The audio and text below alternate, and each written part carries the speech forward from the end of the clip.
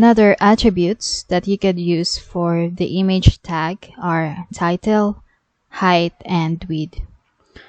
So let's look at this illustration first.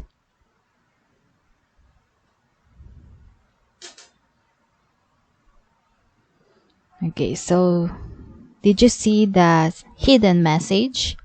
So tulips from Woodburn Tulip Festival. So title is a global attribute we have seen before, but worth mentioning again because it is very useful in an image tag. So if you have a complicated image that could use a tooltip or description, you will want to use the title attribute.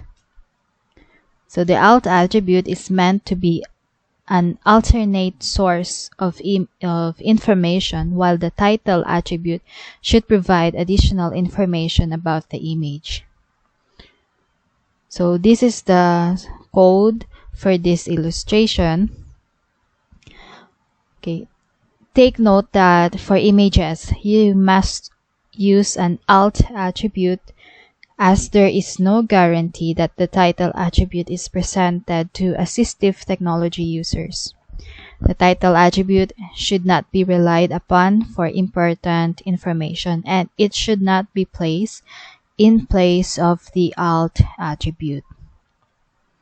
The height and width attributes. So these attributes can be used to resize the image in pixels without using an external editor.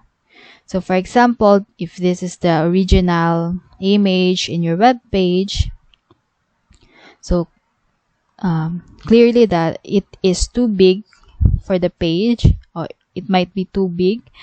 So the original image dimension, for example, is 345 by 523 in pixels. So pixel is short for picture element.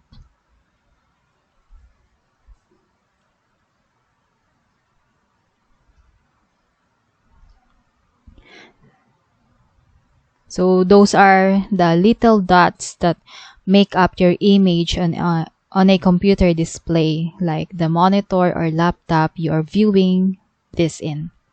So pixels are generally too small to see, and a screen might be made up of millions of pixels. Now, if you want to resize this HTML logo by half,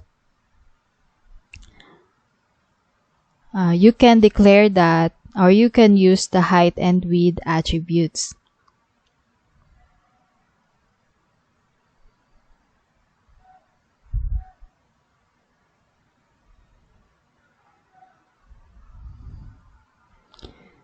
So in this example, see that we use height and width attributes. We give a value of 173 for height and 262 for width. So actually, you don't need to define both width and height. You can just specify either height or width, and the aspect ratio will be adjusted. So for example, the image here, this edited image, can be achieved by this code here. So you'll see that I eliminated, or I delete this part, the width, and just retain the height. So the aspect ratio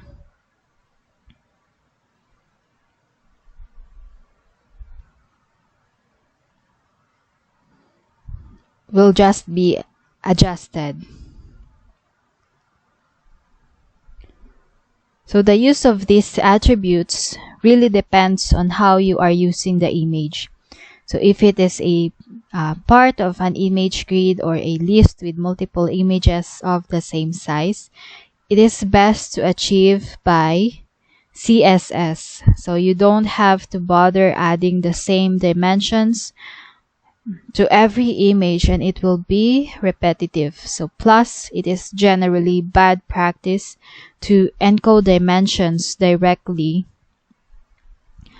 into the HTML. So however, if you are adding the image into some content and it needs to be a certain image for the visual flow of the reader, then it is best to add it to HTML using the height and width attributes. This is to avoid cluttering your CSS with a style for every image in your page. So this is also useful if you are changing or removing the image. You can just remove it from your HTML and not deal with remembering to remove it from your CSS too.